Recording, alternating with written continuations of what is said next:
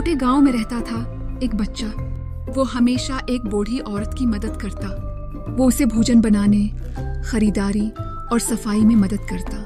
बच्चे की मासूमियत और नेक दिली सबको मोहब्बत भरी नजर से देखने पर मजबूर करती। बूढ़ी औरत ने बच्चे को शुक्रिया अदा किया और बच्चे को मोहब्बत और खदमत करने की अहमियत समझाई। बच्चे ने बूढ़ी औरत की बातों को दिल से कबूल किया और वो अपनी रोजमर्रा की जिंदगी में उसे शामिल करने लगा।